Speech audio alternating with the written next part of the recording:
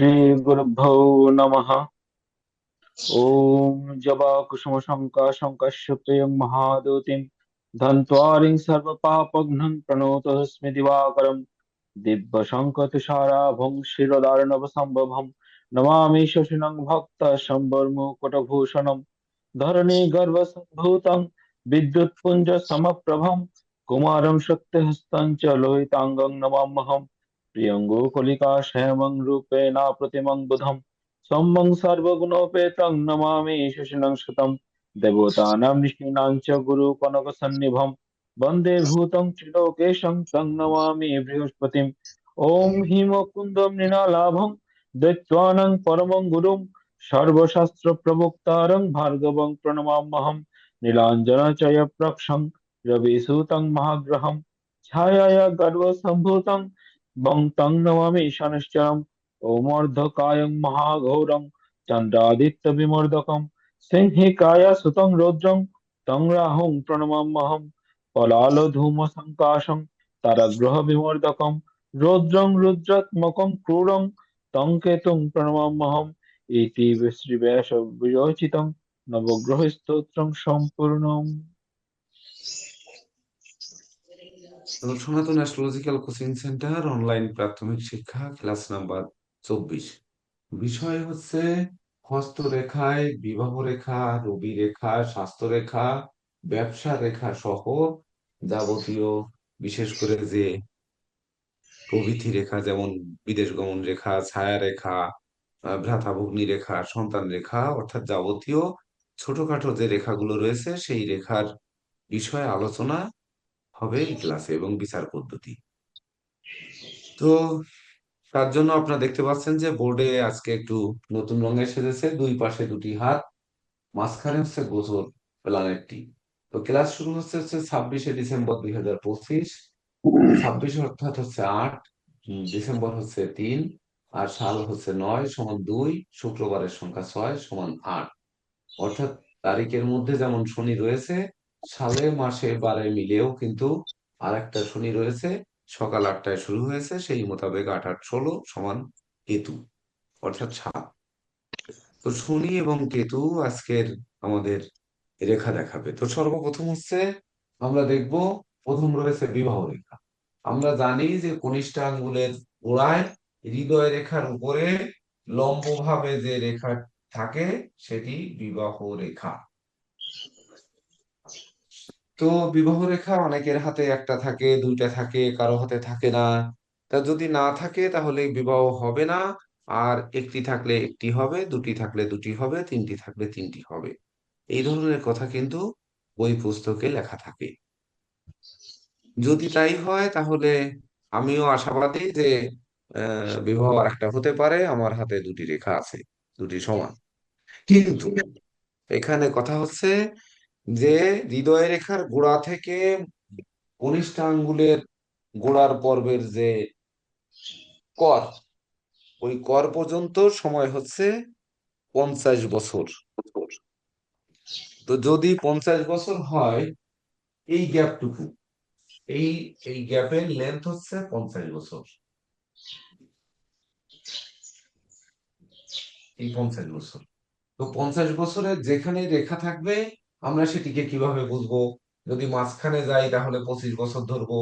যদি এর মাঝ বরাবর মানে 4 খণ্ডে খণ্ডিত করি তাহলে 12 বছর, মানে 12.5 বছর থেকে 12.5, 12.5 25, 37.5, আর হচ্ছে 50। এই অনুযায়ী 50 বছরের মধ্যে বিবাহ হবে। 50 বছরের পরে যাদের বিবাহ হবে সেটি আবার কিভাবে হবে?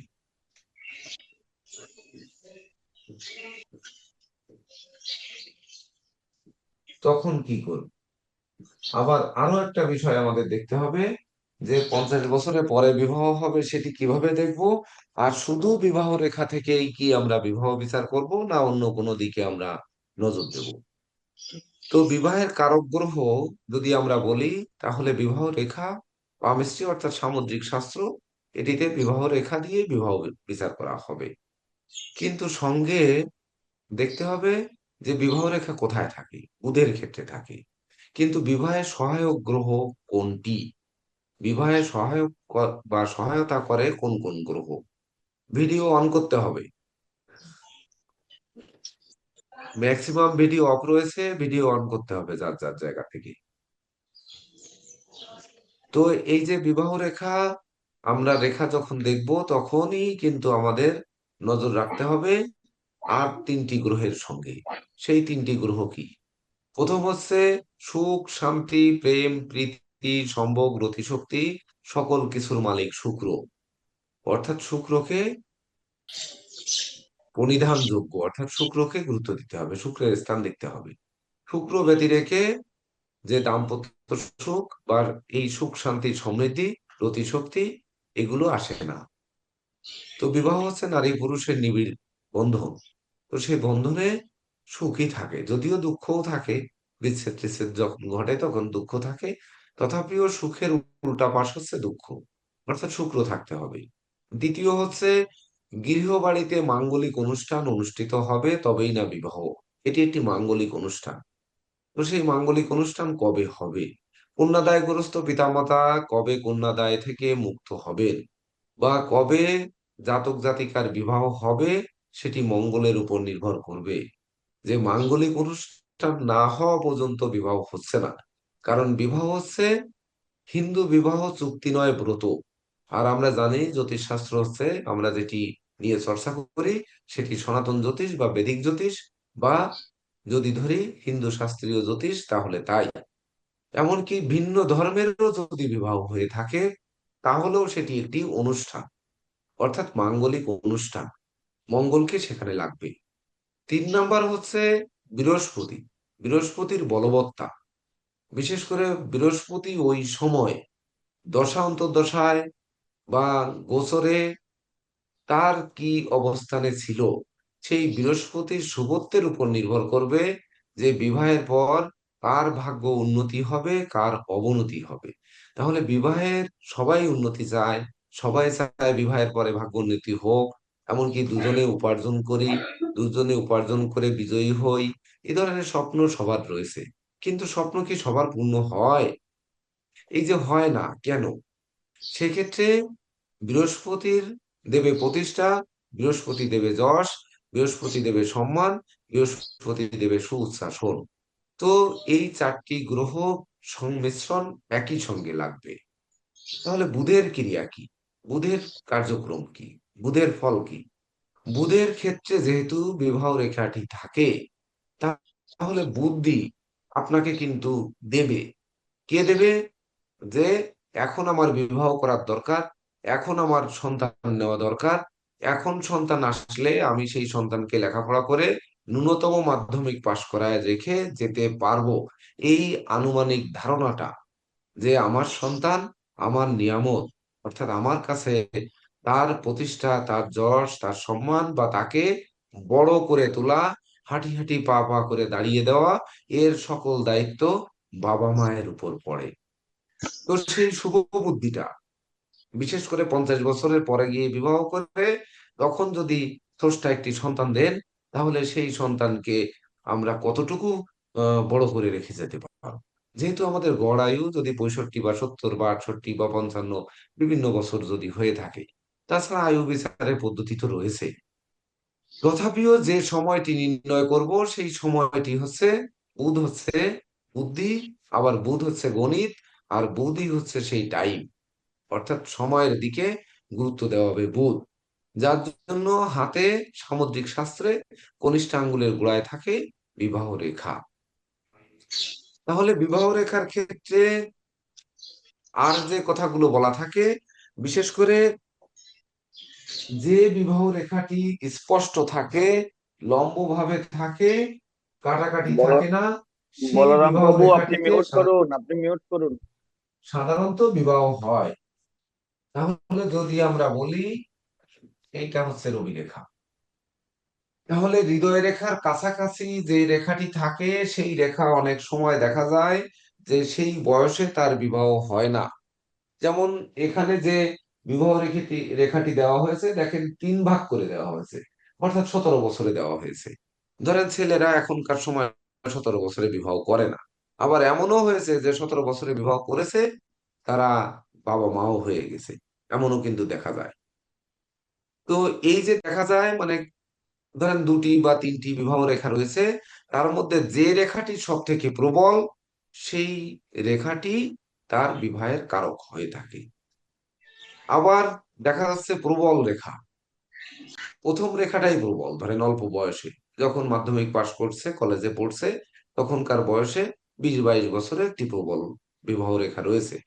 দেখা যাচ্ছে ওই বয়সে সে এমন কোনো প্রেমে বন্ধনে আবদ্ধ হয়েছে যেটি বিবাহের মতো জীবন কাটিয়েছে, কিন্তু জনসমাজে স্বীকৃতিটা পায়নি। আবার মাঝপথে দেখা যাচ্ছে ওটি 5 বছর, 7 বছর, 10 বছর লাইফ লিড করেছে, তারপরে ভেঙে গেছে, পুনরায় আবার ঢাকঢোল পিটিয়ে আবার বিবাহ হচ্ছে নতুন করে। এমন ঘটনাও কিন্তু ঘটছে, সেটিও কিন্তু এই বিবাহ রেখা দ্বারা বিচার করতে হবে। তো যখন কার বিবাহ এই গোপন থাকবে, কার বিবাহ প্রচলিত প্রথায়, বিবাহ মানে লোকজনকে জানানো, স্বীকৃতি পাওয়া, আর বাকি তো বৈদিক মুদ্রাদি রয়েছে। তাহলে কে স্বীকৃতি পাবে আর কে থেমে যাবে, স্বীকৃতি পাবে না গোপন পথ অবলম্বন করবে, এটি আমরা কিভাবে বুঝবো? যেহেতু বিবাহ রেখাটি বুধের ক্ষেত্রে হয়, তাহলে সেই বুধ কি মিথুনের বুধ না কন্যার বুধ, এটি আমাদের বুঝতে হবে। একটি নোট নেন যে বিবাহ রেখা যখন আমরা বিচার করব, তখন এটি কি বুধ তো রাশিচক্রে দুটি গৃহে থাকে, এটি আমরা জানি যে একটি মিথুন আর একটি কন্যা। তো মিথুনের বুধ কি বিবাহ কারক না কন্যার বুধ বিবাহ কারক? অনেকে বলে থাকেন যে আমার কন্যা রাশি, একটি কন্যাও জীবনে আমার সঙ্গে এসে চললো না, ঘুরলো না, কথা বললো না, হয়তো একটু ফেসবুকে হাই হ্যালোও করলো না। তাহলে কেন করলো না? এই কথাটা কন্যা রাশির অনেক মানুষ বলেন। আবার মিথুন রাশি যে আমাদের বিবাহের কারক হবে কিনা, সেটিও কিন্তু নিয়ে সকল ক্ষেত্রে যে প্রণিধানযোগ্য বা সকল ক্ষেত্রে শতভাগ সত্য এটি কিন্তু নয়, সেটিও বুঝতে হবে। তাহলে কোন বুধ বিবাহ করাবে? আবার সেই বিবাহ রেখা যখনই আমরা দেখব, তখন বিবাহের রেখার নিম্নের অংশ, নিম্নের অংশ বলতে হাতের মণিবন্ধ থেকে আমরা এই দিককে নিম্ন বলি, ওই দিককে উন্ম বলি, উচ্চ বলি। যদিও হাত ঝুলিয়ে রাখলে কিন্তু আঙ্গুলের মাথা নিম্ন হয়, কিন্তু সামুদ্রিক শাস্ত্রে হাত এভাবে ধরার পরে নিচের অংশ মণিবন্ধ, উপরের দিকে হচ্ছে উঁচু। তো তাই যদি হয়, তাহলে বিবাহ রেখার যে নিম্নের দিকের অংশ থাকে, অর্থাৎ আমাদের প্রথম পার্ট যেটা, সেটি হচ্ছে যে নিচের দিক থেকে 3 ভাগে ভাগ করা হয়েছে। এখানে একটু বিশেষ নোট নেবেন, সেটি হচ্ছে নিচের, সরি, আমরা বলেছি যে মঙ্গল, বৃহস্পতি এবং শুক্র, এই তিনটি গ্রহ হচ্ছে বিবাহের ক্ষেত্রে বিশেষ গুরুত্ব বহন করে থাকে।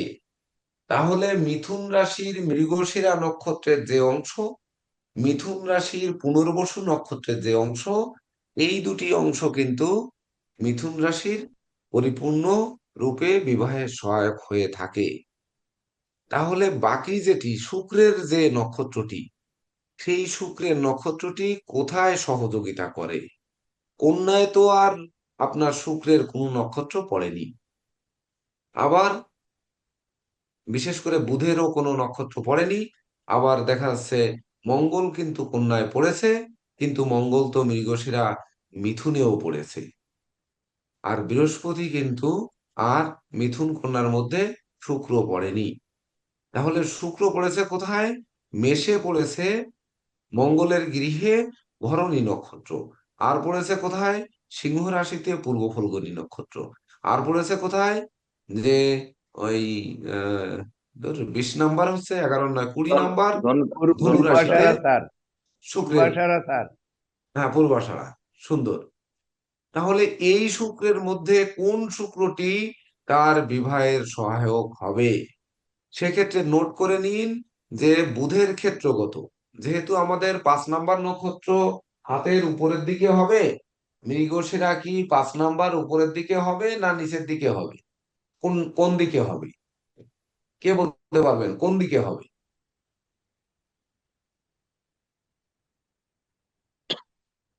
মৃগশিরা আর পুনর্বসু এই 50 বছর যদি লেন্থ হয়, তাহলে মৃগশিরা কোন পাশে হবে আর পুনর্বসু কোন পাশে হবে? কে বলতে পারবেন? স্যার, স্যার মৃগশিরা হবে নিচের দিকে, ওই হৃদয় রেখার দিকে, আর পুনর্বসু হবে হৃদয় দিকে উপরের দিকে আর কি। কেন হবে? স্যার মৃগশিরা হচ্ছে ওই নক্ষত্র বিবেচনায় আগে তো মৃগশিরা পড়ে, তারপর হচ্ছে পুনর্বসু পড়ে। আর ওই হৃদয় রেখা থেকে তো বয়সটা শুরু হয়, যে কারণে শুরু থেকে হিসাব করতে সুন্দর হবে। সুন্দর সুন্দর সুন্দর, এইটাই চাচ্ছিলাম। যে হাতের নিচের দিক থেকে যেহেতু উপরে উঠতেছে, তাহলে উঠতি দিকে হবে মৃগশিরা। তাহলে নিচের পার্টে মৃগশিরা লিখে নিন, বা মৃগশিরার 5 নাম্বার নক্ষত্র লিখে নিতে পারেন, এই মৃগশিরা। আর হচ্ছে উপরের পার্টে চলে যাবে আমাদের পুনর্বসু। এখানে পুনর্বসু সবাই খাতায় লিখে নিন। আর বাকি যে মাঝখানের অংশ সহযোগিতা করবে কিন্তু পূর্বাষাঢ়া নক্ষত্রের 20 নাম্বার, অর্থাৎ ধনু রাশির মাঝের অংশ, সেটি 20 নাম্বার বা পূর্বাষাঢ়া লিখে নিন, মাঝখানের পার্ট। এখন আপনাদের এখানে প্রশ্ন থাকতে পারে যে আমি মেষের ধরনই কেন নিলাম না, আবার সিংহের পূর্ব ফল্গুনি কেন নিলাম না, আমি গিয়ে কেন বৃহস্পতির ক্ষেত্রে পূর্বাষাঢ়াকে বেছে নিলাম?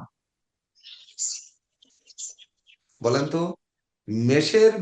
মানে ওই মেষের ভরণই হচ্ছে 2 নাম্বার নক্ষত্র, নক্ষত্র নাম্বার 2, জীবনের পরিবর্তন ঘটবে। এটা তো নিশ্চিত যে বিবাহের পর পরিবর্তন ঘটবে। হয় নিত্য চড়থাপ্পড় খেতে হবে, আর নচেৎ নিত্য অন্তত একটু জড়িয়ে ধরা আলিঙ্গন পেতে হবে। আবার সিংহের যে পূর্ব ফল্গুনি রয়েছে, সেটিও কিন্তু ঠিক তদনুরূপ একটি অংশ হবে। আর বৃহস্পতির যে অংশ, যেটি পূর্বাশারা রয়েছে, সেটি সুখ, শান্তি, ধন, ঐশ্বর্য, সেই সঙ্গে প্রতিষ্ঠা, বৃহস্পতির প্রতিষ্ঠা সহ সকল কিছু রয়েছে, যার জন্য এই অংশটি নিয়েছি। অনুধাবন আপনারা পরে করে নিয়েন। তাহলে এই 3 পার্টকে যদি নেই, তাহলে আমরা এই 3 জায়গা দেখতে হবে। তাহলে দেখতে গেলে যখন এই নক্ষত্রকে দেখব, তখন কিন্তু হাতের কোন কোন জায়গা দেখব? হাতের প্রথম দেখব মঙ্গল। মঙ্গল হচ্ছে হৃদয় রেখার নিচে এবং শিরোরেখার উপরে, এই হাত অনুযায়ী এই মাঝের অংশ মঙ্গল। তারপরে দেখব কি?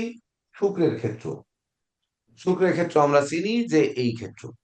তারপরের অংশ দেখব বৃহস্পতির ক্ষেত্র, আমরা এটি চিনি। তাহলে এই সকল জায়গায় বিবাহের সহায়ক রেখা থাকতে হবে। তাহলে সহায়ক রেখা কি হয়? সহায়ক রেখা সাধারণত কিভাবে হয়? শুক্র ক্ষেত্রে ঊর্ধ্বগামী রেখাকে আমরা প্রভাব রেখা বলি, যদিও আমরা পরের অংশে আসতেছি। ভাই বোন বিচারের ক্ষেত্রেও সেটিও আসতেছি, সেটা শুক্র ক্ষেত্র থেকে বিচার করা হয়। মঙ্গলের ক্ষেত্রে আমরা জানি যে মঙ্গলের যে কোনো রেখা থাকা মানেই কিন্তু অশুভ। তাহলে রেখা থাকলে অশুভ, না থাকলে শুভ। এবার যার আছে তার কি বিবাহ শুভ হবে না? এখানেও কিন্তু কিছু মতানৈক্য থাকে। বৃহস্পতির ক্ষেত্রে একমাত্র ক্রস চিহ্ন বিবাহে সুখী সমৃদ্ধিময় দাম্পত্য জীবনের ইঙ্গিত দেয়, আর বাকি কোনো ক্ষেত্রে ক্রস চিহ্ন কোনো রূপ সহযোগিতা করে না। বৃহস্পতির ক্ষেত্রে তিল বিন্দু যব অশুভত্বের কারক, একমাত্র ক্রস শুভত্বের কারক।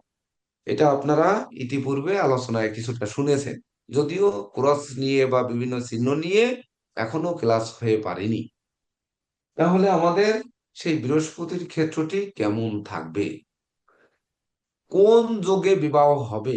বিশেষ করে যোগটি তো তৈরি হতে হবে, ওই যে মাঙ্গলিক অনুষ্ঠান তৈরি হতে হবে।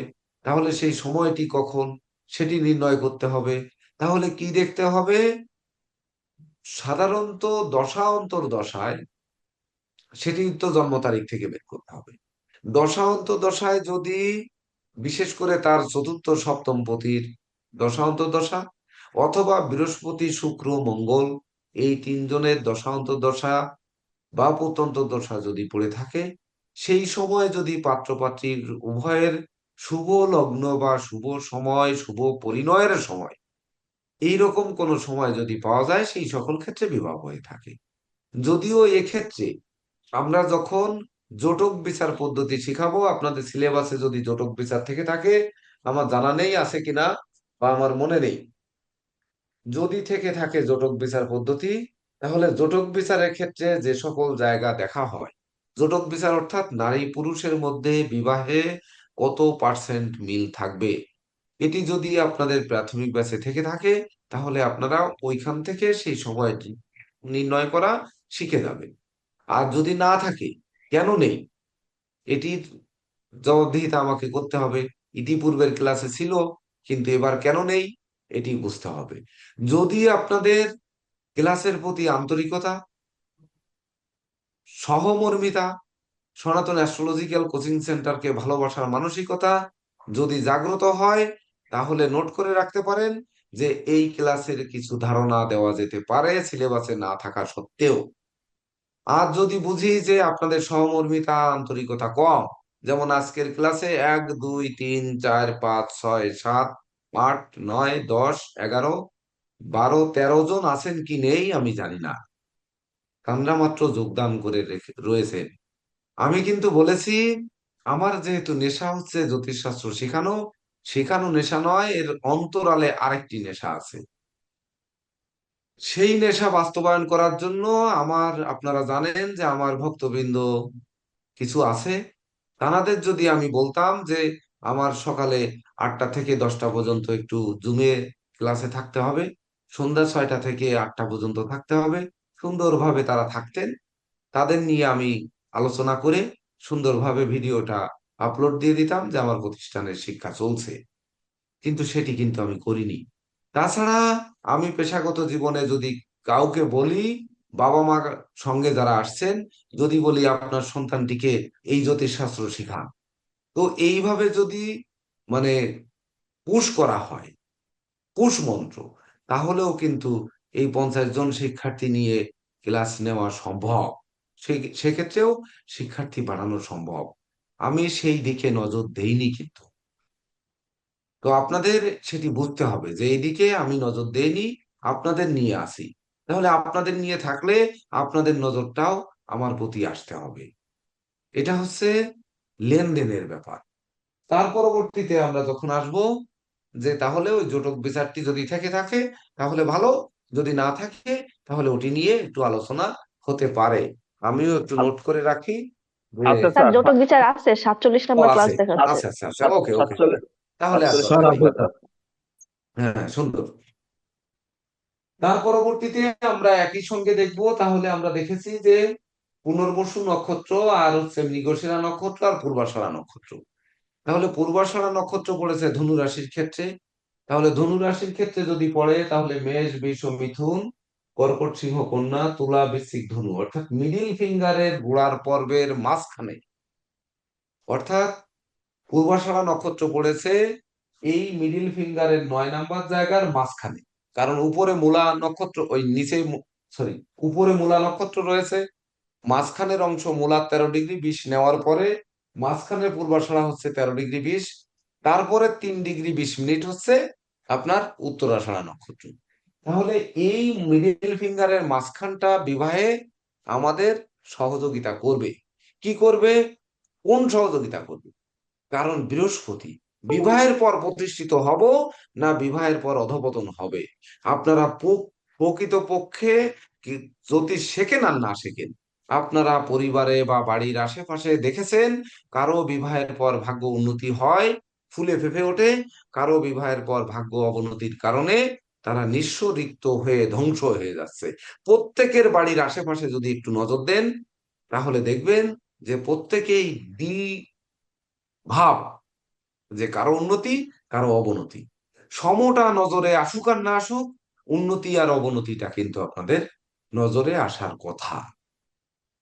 তাহলে সেটি কেন ঘটছে সেই চিহ্ন কিন্তু আমরা যেমন হাতে রাশি অঙ্কন করার যে রাশি নির্ণয় করা হাত থেকে এটি শিখিয়েছি, তো সেটি যদি শিখিয়ে থাকি, ঠিক তদনুরূপ আঙ্গুলের ওই কনিষ্ঠ আঙ্গুলের গোড়ার পর্বে এমন কোন চিহ্ন থাকবে যে চিহ্ন দ্বারা বোঝা যাবে যে তার বিবাহের সময় সন্নিকটে, বা বিবাহের পর তার উন্নতি আর অবনতি, এটি এটি এখান থেকেই বুঝিয়ে দেবে। গোটা বৃহস্পতির ক্ষেত্র চেনা বড় কঠিন। আবার মনে রাখবেন, পামিস্ট্রি হচ্ছে সব থেকে কঠিন সাবজেক্ট, তাই গোটা বৃহস্পতির ক্ষেত্র বিচার করে বোঝা খুবই কঠিন। তো এই মিডিল ফিঙ্গারের গোড়ার পর্বটি ভালো করে লক্ষ্য করলে অন্যান্য পর্ব অপেক্ষা আমাদের ধরতে সুবিধা হবে। দ্বিতীয়ত যখন আমরা দেখব যে ওই যে পুনর্বসু নক্ষত্রের যে অংশ, সেটি আমরা জানি যে পুনর্বসু নক্ষত্র হচ্ছে মিথুন রাশির 10 ডিগ্রি নিয়ে অবস্থান করেছে। তাহলে সেটি কোথায়? মিথুন, এই যে ইন্ডেক্স ফিঙ্গারের গোড়ার অংশের কোন পাশে? উপরের পাশের 10 ডিগ্রি।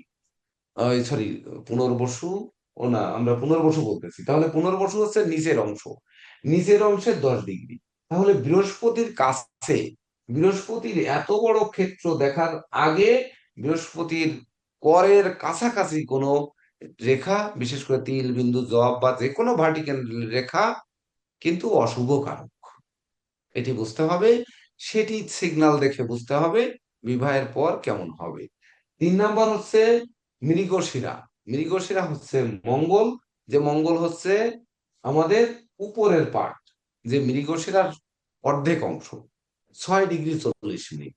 তাহলে এই উপরের অংশকেও কিন্তু আমাদের দেখতে হবে, দেখে তারপর আমাদের বিচার করতে হবে। এখানে আরো একটি গুরু রহস্য কিন্তু রয়ে গেছে, সেটিকে আলোচনা করব নাকি রেখে দেবো?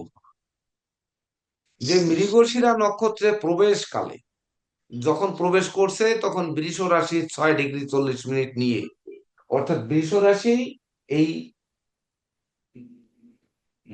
ইন্ডেক্স মানে রিং, ওই সরি, ইন্ডেক্স ফিঙ্গারের গোড়ার অংশের 6 ডিগ্রি 40 মিনিট যখন প্রবেশ করছে, তখন থেকে কোনো সিগন্যাল আদৌ পাওয়া যাবে কিনা যে বিবাহের, এটি একটা প্রশ্ন আপনাদের থেকে যায়। তো ওই অংশটি যেহেতু একই নক্ষত্রের কারক, সেহেতু সে ঘন্টাটা বাজিয়ে দেবে কিনা, বিবাহের আশীর্বাদটা করে দেবে কিনা, যে আশীর্বাদ হলো বিবাহ হবে পরে। তাহলে একটি নক্ষত্রের সময় জানি আমরা 24 ঘন্টা প্লাস মাইনাস।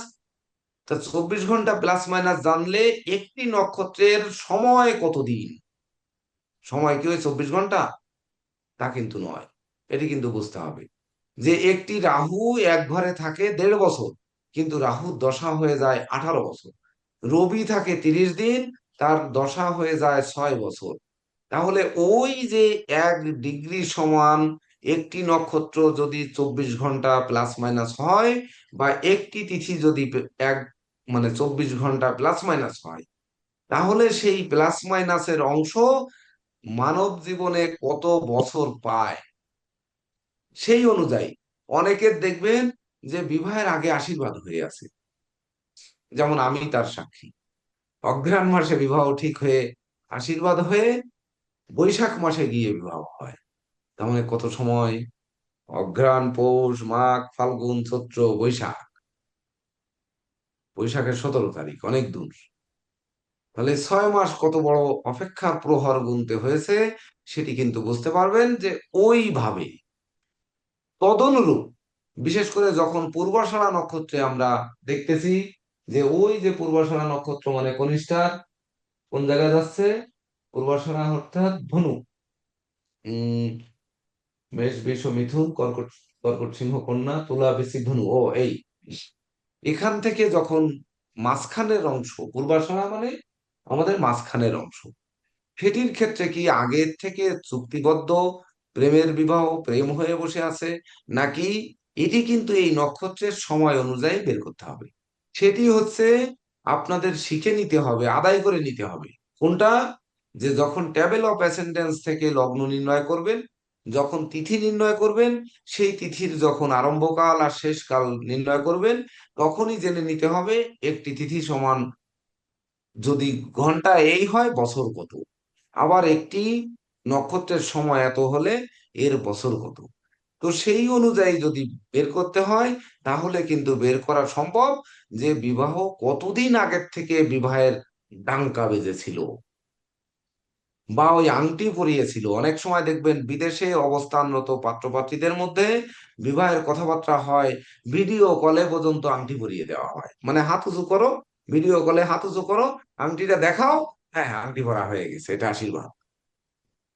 আবার ভিডিও কলে কিন্তু বিবাহ হয়ে যাচ্ছে, কবুল, কাবিননামা এগুলো তৈরি হয়ে যাচ্ছে। এমনকি আমাদের বিবাহের রেজিস্ট্রি এটাও কিন্তু হয়ে যাচ্ছে। তাহলে সেটি হওয়ার পরে তাহলে তাদের যদি ওই দিনে বিবাহ হয়, তাদের বাসর হচ্ছে কবে, কবে গৃহবধূ ঘরে আসছে, লক্ষ্মী আসছে না নারায়ণ যাচ্ছে, কোনটা যাচ্ছে, সে ভিসা পেতে হবে, সেখান থেকে আসতে হবে, এগুলো অনেক কিছু ব্যাপার রয়েছে। এই ঘটনাগুলো কেন ঘটে, এটিও বিবাহ রেখা থেকে বের করতে হবে। তো যাই হোক, এই ব্যাপার নিয়ে আমাদের অনুধাবন করতে হবে এবং পামিস্ট্রি খুব কঠিন ভাবে চর্চা করতে হবে। সব থেকে কঠিন সাবজেক্ট পামিস্ট্রি, আবার সব থেকে সহজ সাবজেক্ট হচ্ছে পামিস্ট্রি, দুটোই একই সঙ্গে। জেকে দেব স্যার, আপনি এই বিবাহ রেখা নিয়ে আরেকটু বলুন, যেমন সহজভাবে আপনারা যেটি জানেন যে বিবাহ রেখা লম্ব থাকলে বা যেটা স্পর্শ থাকবে সেই বয়সে বিবাহ হবে। বিবাহ রেখা রবি রেখা এসে টাচ করলে তার কি হবে, বিবাহের পরে ভাগ্যোন্নতি হবে। আর রবি রেখা কেটে বেরিয়ে গেলে বিবাহের পরে ভাগ্যের অবনতি ঘটবে। বা ধনী প্রতিপত্তি পূর্ণ ঘরে বিবাহ হবে, সেই প্রতিপত্তি পূর্ণ ঘরে অশান্তির সৃষ্টি হবে। এইসব জিনিস কিন্তু গ্রন্থে লেখা থাকে, আমি নিজেও লিখেছি। কিন্তু যেহেতু আপনারা আমার প্রাণের শিক্ষার্থী, আর আপনারা জানেন যে জ্যোতিষশাস্ত্র গুরুমুখী বিদ্যা, তো আপনারা আসছেন সেই গুরুগৃহে। যদিও এই শীতের আমলে যদি আমার এই খুলনায় ধরেন শিখতে আসতে হতো, তাহলে আপনারা এই 50-60 জনের মধ্যে আসতেন হয়তো 5 জন। কিন্তু সেই 5 জনের কত কষ্ট হতো এখানে আসতে, এটি ভেবে দেখুন। কিন্তু আমি মনে করি যে আপনারা আমার কাছেই আছেন, আমরা এক জায়গায় বসে আছি, একই সঙ্গে আমরা চা খাচ্ছি, গল্প করছি এবং আমরা শিখছি। তাহলে পুঁথিগতর বাইরে কেন আমি আমার যদি গুরু কিছু থেকে থাকে, গুরুমুখী বিদ্যা কিছু থেকে থাকে, সেটি কেন দেব না? আমি দেওয়ার জন্য প্রস্তুত আছি, কিন্তু আপনাদের অনুধাবন করে নিতে হবে।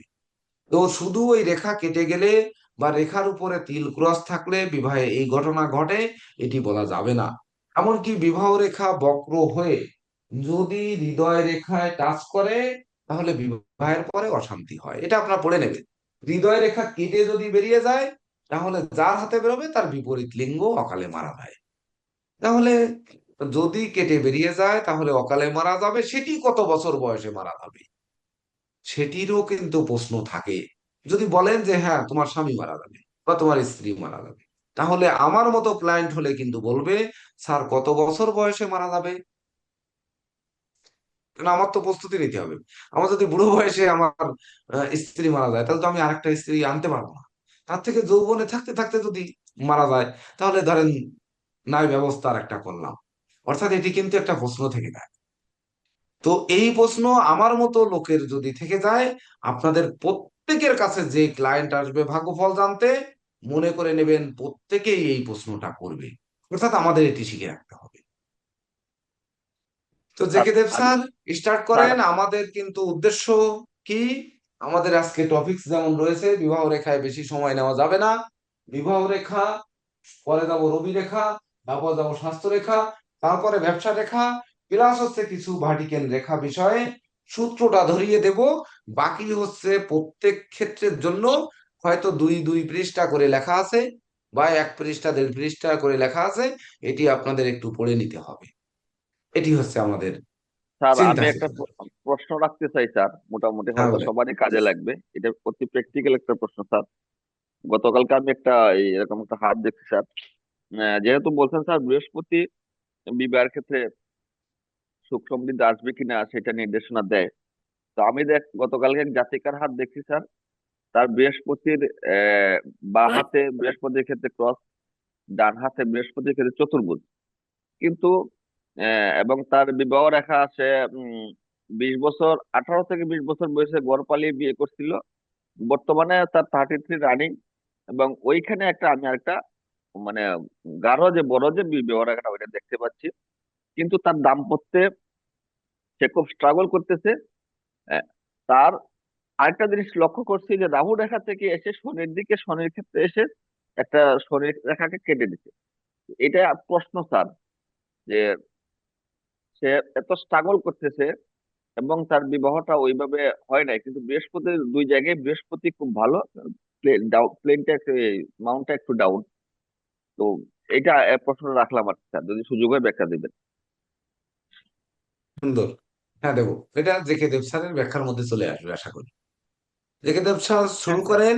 হ্যাঁ স্যার। আমাদের কিন্তু আমার একটু ক্ষোভ রয়ে গেছে, দেখেন এতগুলো নাম বলার পরেও রথীন চক্রবর্তী মহোদয়, তারপরে হচ্ছে কিশোরী মোহন বাবু, তারপরে সুভাষ দেবনাথ মনে হয়, সুভাষিস দেবনাথ, দিলীপ সূত্রধর, স্যার, আশিস কুমার, সুজন আচার্য। আমি একটু বাইরে আছি, এই জন্য ও ভিডিও অন আচ্ছা। করতে। তারপরে সঞ্জয় রয়, এরা কিন্তু ভিডিও নেই। তো সে যেহেতু ভিডিওর পরিমাণ যদি পার্সেন্টেজে 50 হয়, মানে 50 যদি অনুপস্থিত থাকে, আমাদের শিক্ষা কিন্তু 50 চাপ দিয়ে দেবেন, মানে 50 কম ছাড়বেন। আর যদি 25% থাকে, তাহলে চারে না চাপ দিয়ে দেবেন, মানে চারে না বাদ দিয়ে দিয়ে আলোচনা করা হবে, কিন্তু বুঝতে দেওয়া যাবে না। বুঝতে পেরেছেন? আমাদের ভিতরেও কিন্তু মানে কন্ট্রোলিং ক্ষমতা থাকবে, সেই অনুযায়ী আমরা প্রয়োগ করবো। দেখি, দেখা যাক। নেন জেকে দেব স্যার, শুরু করেন। বিবাহ রেখার স্যার প্রথম যে জিনিসটা দিয়ে শুরু করছিলেন, যে হাতে যদি একাধিক বিবাহ রেখা থাকে তাহলে হচ্ছে বিবাহে একাধিক হবে কিনা। এখানে একটা বিষয় হচ্ছে, বিবাহ রেখা আমরা হাতে বিচার করছি, কিন্তু আমরা যেহেতু ইন্ডিয়ান অ্যাস্ট্রোলজিটা জানি, আমরা জানি সপ্তম ভাব থেকে বিবাহ বিচার করা হয়। যদি সপ্তম ভাবের সাথে আমরা একটা কানেকশন সৃষ্টি করতে চাই, সপ্তম ভাবে বিবাহ আপনার হচ্ছে যেমন বিচার করা হয়, তেমনি ভাবে সপ্তম ভাব থেকে আপনার অপোনেন্ট বিচার করা হয়, মানে অপরপক্ষ। সপ্তম ভাব থেকে পাবলিক সেক্টর বিচার করা হয়। সপ্তম ভাব থেকে আপনার হচ্ছে পাবলিক গ্যাদারিং বিচার করা হয়। সপ্তম ভাব থেকে আপনার বাধা বিচার করা হয়, মানে আপনি জীবন চলার পথে বাধা আসবে। ঠিক আছে? তো এই বিষয়গুলো বিচার করা হয়। এখন ধরেন আপনার হচ্ছে কারো হাতে একাধিক বিবাহ রেখা আছে, তাহলে তার হচ্ছে জীবন চলার পথে কিন্তু মতানৈক্য হবে। পাবলিক সেক্টরে, পাবলিক গ্যাদারিংয়ে তার মতানৈক্য হবে। তো সেক্ষেত্রে যেহেতু সপ্তম ভাব থেকে বিবাহ বিচার করা হয়, তার যে লাইফ পার্টনার আছে তার সাথেও কিন্তু তার হচ্ছে বিবাহিত জীবনে, মানে জীবন চলার যে চিন্তাধারা, জীবন চলার যে গতিধারা নিয়ে উভয়ের মধ্যে একই মত হবে না। উভয়ের মতধারা যেটা, সেটা ভিন্নতর হবে। এই ভিন্নতর হওয়ার কারণে মতানৈক্যটা লেগেই থাকবে। আবার ধরেন একটা বিষয় স্যার ক্লিয়ার করে দিয়েছেন অলরেডি, যে কারো হাতে দেখা গেলো 4টা 5টা বিবাহ রেখা আছে, তাহলে মানে তার কি আপনার হচ্ছে 4টা 5টা প্রেম হবে? বা এর মধ্যে ধরেন একাধিক রেখা মানে অত্যন্ত হৃষ্টপুষ্ট, তাহলে একাধিক রেখা যদি হৃষ্টপুষ্ট হয়, একটা তো বিবাহ হবে। আর বাকি হৃষ্টপুষ্ট যে রেখাগুলো আছে সেগুলা কি আপনার হচ্ছে বিবাহের মতো সম্পর্ক স্থাপন হবে এরকম?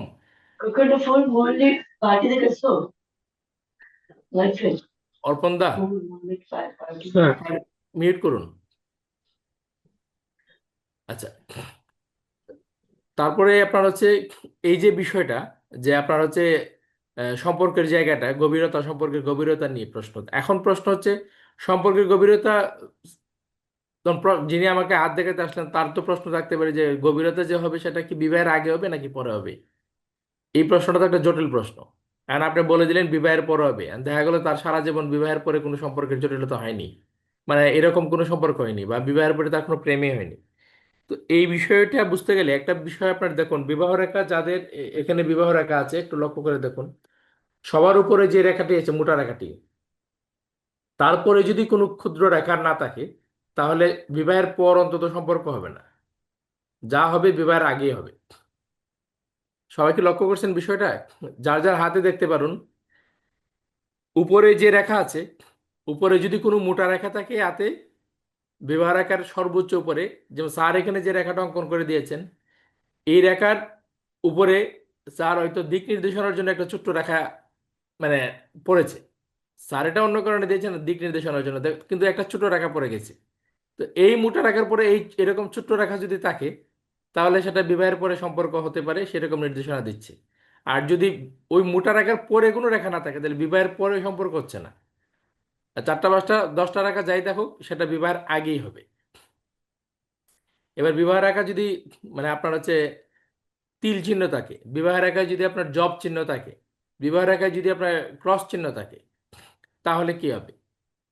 যে সমস্ত মোটা রেখায় বিবাহ রেখায় আপনার হচ্ছে তিল চিহ্ন জব চিহ্ন থাকবে, ঠিক আছে, তারপরে ক্রস চিহ্ন থাকবে, আপনারা এই রেখাটার বয়সটাকে একটা সাইডে মনের কোণায় আপনি লিখে রাখুন, কারণ আমরা তো খাতা কলম নিয়ে বসলে কাগজেও লিখতে পারি, আবার হচ্ছে ব্রেইনেও সেট আপ করে রাখতে পারি। সেই ক্ষেত্রে আপনি শুক্রের ক্ষেত্রটা দেখুন। যদি শুক্রের ক্ষেত্রে জাল চিহ্ন থাকে, শুক্রের ক্ষেত্রে তিল জব ক্রস থাকে, শুক্রের ক্ষেত্রটা একটু বেশি ফোলা থাকে, তাহলে বুঝতে হবে তার মনে কামনা বাসনা আছে। তাহলে মনে যদি কামনা বাসনা থাকে আর তার যদি প্রেম থাকে, তাহলে সেই কামনা বাসনাটাকে তার সেই প্রেয়সীর সঙ্গে বাস্তবায়িত করার বা তার কাছ থেকে আদায় করার একটা প্রয়াস তার মধ্যে থাকবে। এবার দেখুন তার রাহুর ক্ষেত্রটা কোন পর্যায়ে আছে, তার ব্রেইন ল্যান্ডটা কোন পর্যায়ে আছে। যদি রাহুর ক্ষেত্রটাও মানে একটু সুউচ্চ থাকে, তাহলে এই ক্ষেত্রে সে নীতি নৈতিকতার কোনো ধার ধারবে না। মানে তার কামনা বাসনা চরিতার্থ করার জন্য সে প্রেয়সীর সঙ্গে চিট করা বলুন বা যে কোনো পথ অবলম্বন করা বলুন, এগুলা কিন্তু সে করবে। কাজে বিবাহ রেখার বিচারের স্যার ক্ষেত্রে স্যার স্যার স্যার ওখানে আরেকটু বলে দেন। হ্যাঁ স্যার। তার ধৈর্য থাকবে না। আরে ধুর, প্রেম করেছি তো একবারেই কাজ সারা, মানে হ্যাঁ সে ধৈর্য ধারণ করবে না। কারণ কি, কালপুরুষের তৃতীয় ভাবে আমরা যেহেতু রাহুকে বলেছি যে রাহুর তার তুঙ্গ গৃহ, তৃতীয় ঘর থেকে ধৈর্য, সাহস, মনোবল, জনবল বিচার করা হয়, সে সাহসী হয়ে ঝাঁপিয়ে পড়বে।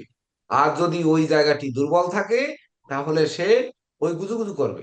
আরে প্রেম করেছি, ভালোবেসেছি, বা দেখা যাচ্ছে হ্যাঁ ঠিক আছে, বিবাহ পর্যন্ত অপেক্ষা করি, এই অপেক্ষা করি, গড়িমসি করি, আজ দেখা না হোক কাল দেখা করি, এই ধরনের ভাবগুলো এই জন্য চলে আসবে। হ্যাঁ। নেন স্যার, ডিস্টার্ব করার তাহলে জন্য সরি। আমরা বিবাহ রেখা দেখে বা একাধিক 4টা 5টা বিবাহ রেখা দেখেই আমরা কিন্তু একজন মানুষকে আপনার নেগেটিভ বলতে পারি না, খারাপ বলতে পারি না, যতক্ষণ পর্যন্ত শুক্রের ক্ষেত্রে অবস্থানটা খুবই ভালো না হয় বা শুক্রের ক্ষেত্রে তিল বিন্দু জব চিহ্ন না পাই। যতক্ষণ পর্যন্ত রাহুর জোর জবরদস্তি করবে কিনা সেটা আমরা রাহুর ক্ষেত্র থেকে দেব। এবার এত কিছু থাকার পরও হচ্ছে এই ব্যক্তিকে আমরা খারাপ বলবো কিনা সেটা কিন্তু আবার বৃহস্পতির ক্ষেত্রে আমাদেরকে দেখতে হবে। বৃহস্পতির ক্ষেত্রে যদি আপনার ফোলা থাকে, বৃহস্পতির ক্ষেত্রে যদি আপনার জব এই কি বলে আপনার চতুষ্কোণ থাকে, বৃহস্পতির ক্ষেত্রে যদি আপনার ক্রস থাকে, তাহলে কিন্তু আমাদের পুনর্বিবেচনা করতে হবে। বৃহস্পতির ক্ষেত্রে জব থাকলে, জব না আপনার চতুষ্কোণ থাকলে ব্যক্তির হচ্ছে কি সদ্বুদ্ধি হয়। আর যার মধ্যে সৎ বুদ্ধি আছে, যার মধ্যে জ্ঞানের বহিঃপ্রকাশ আছে, তো তিনি তো শেষ মুহূর্তে আর ভাববেন আমি যা করছি সেটা অন্যায় করছি, এটা করা ঠিক না। তো সেক্ষেত্রে উনি কিন্তু রিটার্ন ব্যাক করতে পারেন, মানে অন্যায়ের পথ থেকে রিটার্ন ব্যাক করতে পারেন। এটাও আমাদেরকে বিচার বিবেচনায় নিতে হবে। তাহলে আজ দেখা মানে কোনো একটা নির্দিষ্ট এরিয়া দেখে ওই এরিয়ার আপনার ফলাফল প্রকাশ করা নয়।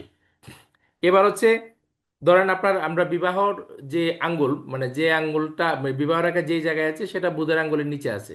তো বুধের আঙ্গুলটাকে আমরা নিয়ে আপনার হচ্ছে কি বলে আমাদের একটা ধারণা ছিল যে বা অনেকে বিচার এখনো অনেকে বিচার করে যে বুধের আঙ্গুল যদি আপনার হচ্ছে অনামিকার যে দ্বিতীয় ইয়েটা আছে, আহ, কি বলে এটাকে, দ্বিতীয় পর্বের কর, হ্যাঁ দ্বিতীয় করের পর্ব কর উপরে আছে। গেলে হ্যাঁ, দেবগণ, নিচে গেলে আর নিচে নরগণ, যদি ওই থাকে তাহলে রাক্ষসগণ আর ওই মাঝামাঝি থাকলে রাক্ষসগণ, তারপরে আপনার নরগণ দেবগণ, এই যে একটা হিসাব।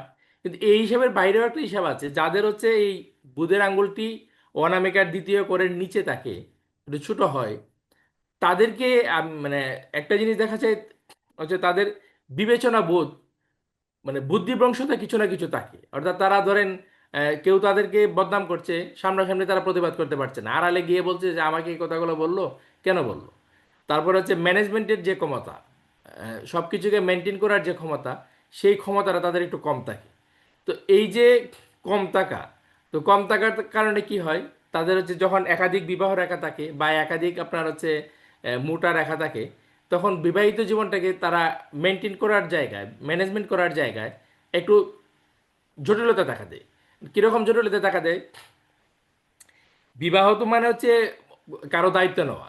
বিবাহে আমরা হচ্ছে সপ্তপদী নেই, সপ্তপদীর জায়গায় আমরা যদি 7টা বা একটাকে যদি আমরা ইমোশন ধরি, একটাকে যদি আমরা ফিজিক্যাল ধরি, একটাকে যদি আমরা ফিনান্সিয়াল ধরি, তারপরে হচ্ছে আপনার কি বলে কম্প্রোমাইজ, তারপরে আনন্দ বেদনার সাথী, এরকম 7টা বিষয়কে আমরা 7ভাবে আপনার সিলেকশন করতে পারি।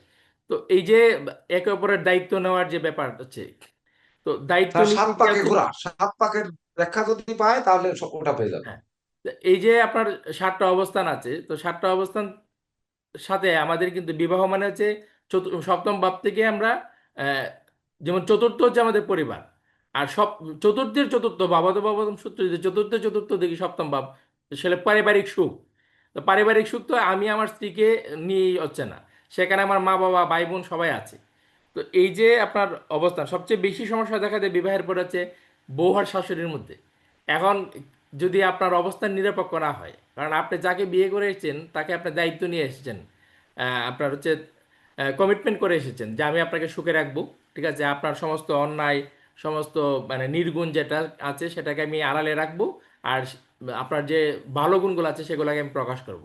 তো এই যে কমিটমেন্ট করে নিয়ে আসছেন বাড়িতে, তা আসার পর হচ্ছে আপনার আপনার মা আছে, এখন আপনার মার সাথে আপনার সম্পর্ক আর আপনার সহধর্মিণীর সাথে আপনার সম্পর্ক, এবং আপনার মা এবং আপনার সহধর্মিণী উভয়ই আপনার উপর যে অধিকার খাটাবে, সেই জায়গায় আপনার অবস্থান কী হবে, সেই জায়গায় আপনার অবস্থান নিরপেক্ষ করতে পারবেন কিনা, আর নিরপেক্ষ করলে সমাজ আপনাকে কি বলবে।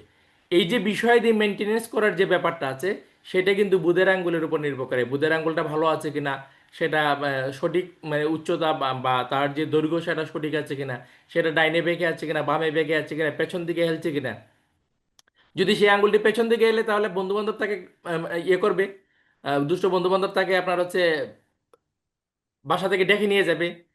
তো এখানে একটা প্রবলেম আছে, বামে যদি থাকে তাহলে একরকম সমস্যা দেখা দেখবে, আবার রবির দিকে যদি বেঁকে থাকে তাহলে একরকম সমস্যা থাকে, ডোমিনেট করবে সে তার সহধর্মিণীকে অতি জ্ঞানের ইয়েতে। তো এই বিষয় দিয়ে বিবেচনা নিয়ে আপনারা হচ্ছে বিচার করবেন এবং ফলাদেশ করবেন। আমি আজকে একটা বিষয়কে খুব বেশি গুরুত্ব দিচ্ছি, সেটা হচ্ছে যে আমরা হচ্ছে সিস্টেমটা আপনাদেরকে বলবো, আর ফলাফলটা আপনারাই প্রকাশ করবেন। স্যার বিবাহ রেখা নিয়ে তো মানে আমার মনে হয় আর কিছু বলার কি প্রয়োজন আছে স্যার? নীরজ স্যার কিছু বলবেন? কিছু বলেন। স্যার, আমার পামিস্টের উপর দক্ষতা কম স্যার। আমাদের পামিস্ট্রির স্যার টিটুদার স্যার কোথায়? উনি আছেন? নেই? আচ্ছা নাই বোধহয়। আমি আচ্ছা। একটু বলতে চাই হ্যাঁ স্যার। হ্যাঁ হ্যাঁ, স্বপন কুমার চক্রবর্তী মহোদয় অবশ্যই বলবেন, হ্যাঁ, বলেন। হ্যাঁ, নমস্কার স্যার। নমস্কার। স্যারদের নমস্কার। আর আমি তো টিচার নই, এমনি আপনার কাছ থেকে বা স্যারদের কাছ থেকে শেখা আপনার মানে কিছু জিনিস। তো বিবাহ রেখা সম্পর্কে যেহেতু আলাপ আলোচনা হচ্ছে, আমি পুনর্চর্বণেই করতেছি মূলত। হ্যাঁ, সেটা হচ্ছে যে মূলত যে আমাদের বুদ্ধের ক্ষেত্র থেকেই বিবাহ রেখা বিচার করা হয়ে থাকে, এটা আমরা শিখলাম বা এটা আমরা জানি। তবে বিবাহ রেখার আগে বা পরে আপনার প্রণয় রেখা, যেটা বিবাহের আগে হয়ে থাকে, এটাকে আমরা যদি বিবাহ রেখাটা একটু বড় হয়ে থাকে আর ছোট ছোট রেখাগুলো থাকলে, ওই রেখাগুলোকে আমরা প্রণয় রেখা হিসাবে চিহ্নিত করতে পারি। এবং সেটা বিবাহের আগেও চিহ্নিত করতে পারি, বিবাহের পরও চিহ্নিত করতে পারি। তো সেটা স্যার অনেকটুকু ক্লিয়ার করেছেন। আর আমরা যারা শিক্ষার্থী তারা কতটুকু বুঝতে পেরেছি ঠিক জানি না। তো যাই হোক, যেটা আমি যেটা বলতে চাচ্ছি সেটা হচ্ছে যে বিবাহ রেখা, স্যার বলছেন যে 50 বছর, আপনার এটা ঠিক আছে। কিন্তু বিবাহ রেখা 50 বছর এইদিকে হলো আপনার, আমরা যদি এখানে আপনার বিবাহ রেখা থেকে সোজা বুধের পর্ব যদি আমরা 25 বছর ধরি, রবির পর্ব যদি 25 বছর ধরি, শনির পর্ব যদি 25 বছর ধরি, তাহলে 75 বছর যাওয়ার পরে এখানে বিবাহ রেখা যদি রবি রেখাকে ছেদ করে যায়, তাহলে কিন্তু বিবাহের পরে উন্নতি হবে। এটা কিন্তু একেবারে মানে স্যারদের কাছ থেকে শেখা আপনার কথা। যেহেতু বুধ আপনার রবিকে ঠেলে বা আপনার মানে পাওয়ারে, বুধের পাওয়ারে আপনার রবি রেখা ক্রস করে গেছে, সেই জন্য বিবাহের উন্নতিটা বা সাফল্যটা জাতক পেতে পারে। আর বিবাহ রেখা থেকে যেটা নিচের দিকে কিছু রেখা যদি আপনার আহ মঙ্গলের দিকে চলে আসে, তাহলে কিন্তু সেটা অশান্তির একটা কারক হয়ে যায়। এবং ঊর্ধ্বমুখীও যদি আপনার মানে রেখা উঠে যায় বুধের ক্ষেত্রে, সেখানেও আপনার অশান্তির ছোঁয়া আমরা দেখতে পাই। তো ঊর্ধ্বমুখী গেলে তার একটু সুইসাইড প্রবণতা থাকে, এটাকে একটু যুক্ত হ্যাঁ হ্যাঁ করেন, হ্যাঁ সুইসাইড হ্যাঁ হ্যাঁ হ্যাঁ স্যার, সেই জন্য ওটা উচ্চারণ করতে চাই নাই, তারপরেও আপনি ক্লিয়ার করে দিচ্ছেন যে উপরের দিকে যদি আপনার মানে যায় তাহলে সে সুইসাইড করতে পারে, হ্যাঁ, করার এটা কেন সম্ভাবনা যায় আছে। দেখেন, এটা কেন যায় একটু স্বপন হ্যাঁ কুমার চক্রবর্তী মহোদয়কে একটু থামিয়ে দিই, যে হ্যাঁ আপনাদের ঠিক প্রশ্ন আছে। করতে বলি কেন, দেখেন বলার উদ্দেশ্য হচ্ছে এটাই হচ্ছে টক শো, মানে আলাপ আলোচনার মধ্য দিয়ে শেখা। বৃহস্পতি আমাদের বাচাল করে, বধির করে, অপব্যয়ী করে, নিন্দুক করে। যদি বিবাহ রেখা উপরের দিকে বক্র হয়ে উঠে যায়, তখন আমরা কিন্তু কনিষ্ঠ আঙ্গুলের গোড়ায় মীন রাশিকে দেখি। মীন রাশি মানে বৃহস্পতির ক্ষেত্র, যে ক্ষেত্রে রয়েছে পূর্ব ভাদ্রপদ নক্ষত্র, উত্তর ভাদ্রপদ অর্থাৎ শনি, আর রেবতী অর্থাৎ বুধ, অর্থাৎ রাহু, শনি আর বুধ তিনজনকে নিয়ে, বৃহস্পতি, শনি এবং বুধকে নিয়ে অবস্থান করছে। তো এই যে বৃহস্পতির নেগেটিভ দিক হচ্ছে বাচালতা, বধিরতা, অপব্যয়, নিন্দা। তো এই যে নিচে নিজের মধ্যে যখন সে বাচাল হবে, বধির হবে, অপব্যয়ী হবে, নিন্দুক হবে, যে যখন নিজের ভালো মন্দ বুঝতে চাইবে না, ধর্ম মানবে না, জ্ঞান গরিমা সভ্যতা মানবে না, তখন কিন্তু সেই লোকের মনে ওই আত্মধ্বংসের প্রবণতাটা জাগ্রত হয়। অর্থাৎ বৃহস্পতির রাশির মুখী বিবাহ রেখা ধাবিত হওয়ার কারণে এটি হয়ে থাকে। তো আমরা যেটি বলেছি, বিবাহ রেখা বিচার করতে অবশ্যই অবশ্যই বৃহস্পতি, শুক্র, মঙ্গল, এই তিন জায়গা দেখতে হবে। শুক্রকে যেমন কেন দেখবো, সুখের যেমন কারক তেমনি অসুখেরও কারক। অসুখ বলতে মানে শান্তি যদি বলি, অশান্তির কারক। তাহলে শান্তি আর অশান্তি যেমন মুদ্রার এপিঠ আর ওপিঠ, ঠিক তেমন জীবনের প্রতিষ্ঠা আর জীবনকে ধ্বংস করা। দেখেন, আত্মধ্বংসের দিকে ধাবিত হয় কেন হয়? মানুষ আত্মধ্বংসের পর মানুষ কিন্তু ওই আমরা বলি যে তার যেন বেহেশত নসিব হোক, বা ধরুন সে পরপার স্বর্গলোক প্রাপ্তি হোক। অর্থাৎ স্বর্গলোক প্রাপ্তি মানে কি, ওই দেবগুরুর কাছে, বা ওই সেই যমরাজের বিচারের কাছে, বা সেই যে আমরা বলি দিব্যান লোকান স্বগচ্ছতু, এটির অর্থ যদি আমরা দেখতে যাই, তাহলে কখন বলি এই বলার দিকে কেন নিয়ে যায়, সেটি তো বৃহস্পতিরই মন্ত্র। বৈদিক মন্ত্র তো মানেই তো বৃহস্পতি, সেই তো করেছেন। যেমন ব্যাসদেব, যিনি রচনা করেছেন কি, ওই বেদ রচনা করেছেন, তিনি কি, যদি সেগুলো চিন্তা করি, তাহলে ওই চিন্তা চেতনায় ভুল চিন্তা চেতনা, মানে বুদ্ধি গিয়ে বৃহস্পতির দিকে ধাবিত হচ্ছে, বুধ গিয়ে বৃহস্পতির দিকে ধাবিত হচ্ছে, ধাবিত হয়ে তাকে খোঁচা দেওয়ার চেষ্টা করছে। অর্থাৎ যমরাজ আর বাঙালির একটা, ওই ফেসবুকে একটা টপিকস একবার লিখেছিলাম, ওটি যদি দেখেন তাহলে বুঝতে পারবেন। যাই হোক, হ্যাঁ বলেন স্বপন কুমার চক্রবর্তী, ভালো হচ্ছে, আর আরো 2-4 মিনিট সময় দিলাম। হ্যাঁ ঠিক আছে স্যার। তো না, এটা এখানে তো আপনার কথাই মূলত চর্বণ করা হচ্ছে। এখানে আমাদের তো আর কোনো কিছু নাই, আপনার কথা, জয়ন্ত স্যারের কথা, নীরজ স্যারের কথা, হ্যাঁ, আপনাদের কাছ থেকে প্রাপ্ত কথাগুলোই চর্চা করা হচ্ছে। তো হ্যাঁ, রাহু কিন্তু বিবাহে কিন্তু বাধা দেয় না, এটা আমরা জানি বা জানি না।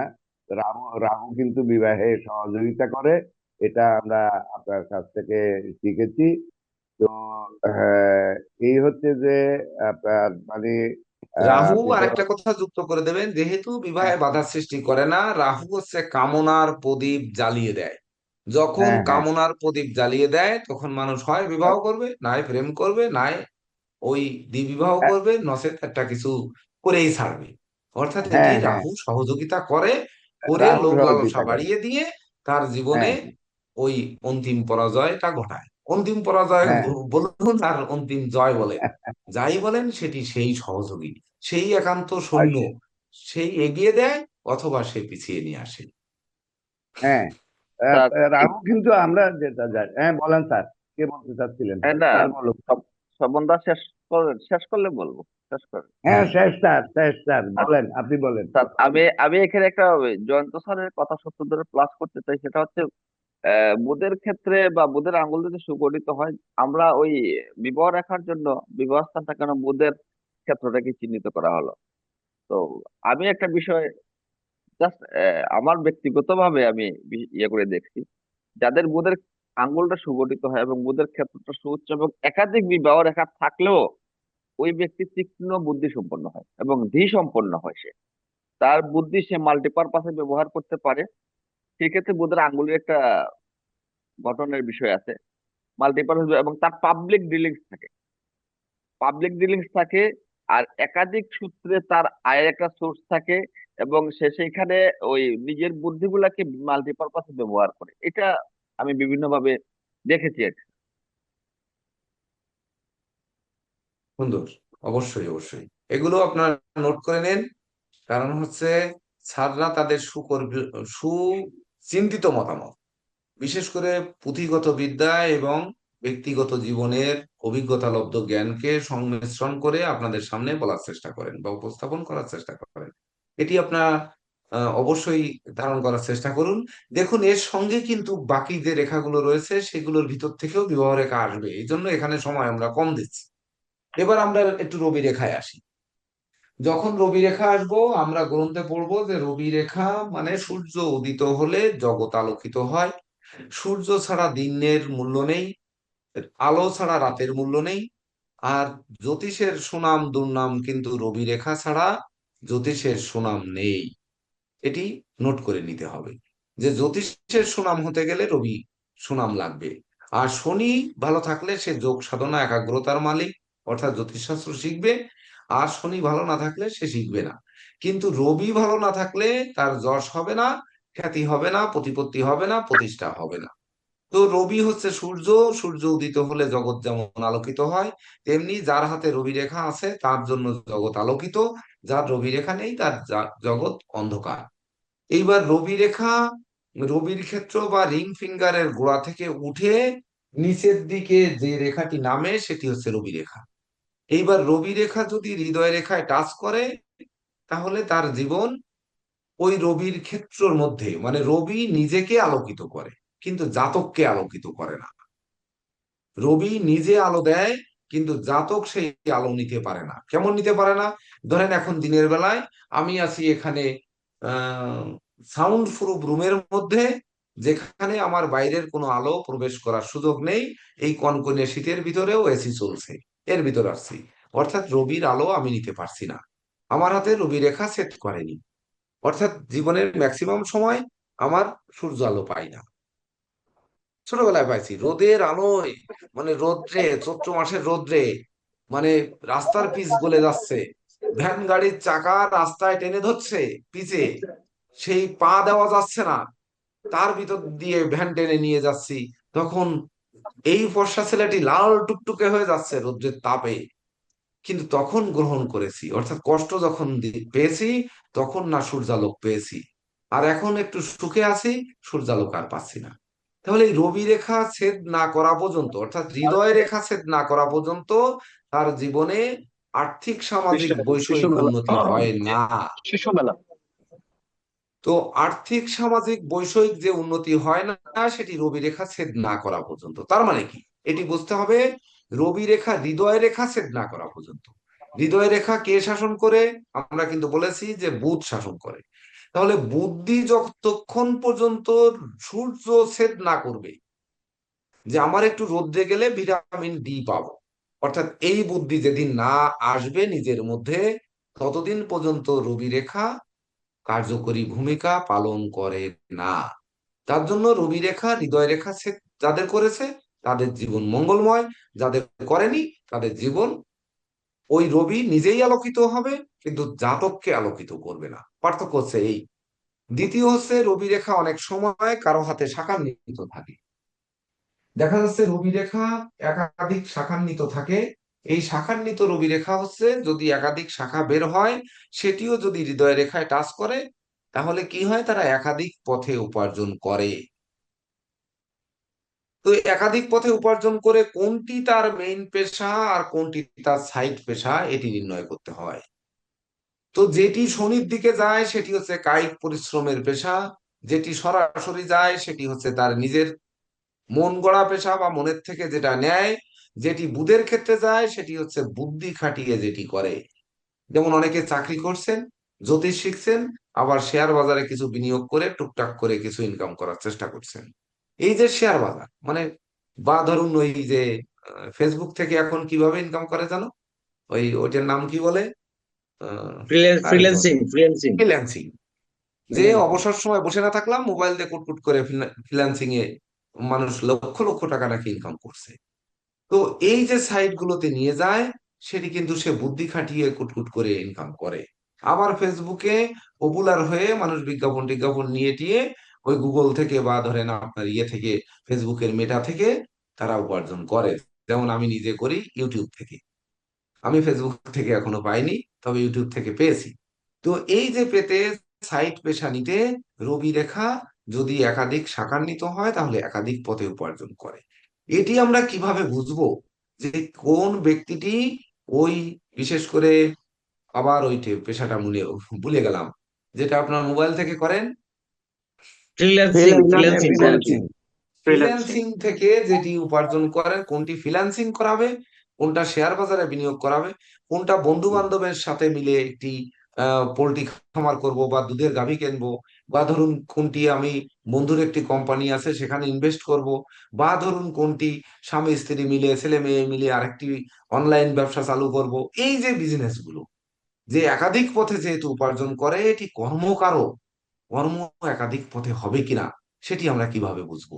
তো কায়িক কর্মগুলো আমরা, যে রেখাগুলো শনির ক্ষেত্রের দিকে যাবে সেটি কায়িক বিচার করব, আর যেটি বুধের দিকে আসবে সেটি বুদ্ধি খাটিয়ে উপার্জন বুঝবো। এটি হচ্ছে সাধারণ শিক্ষা।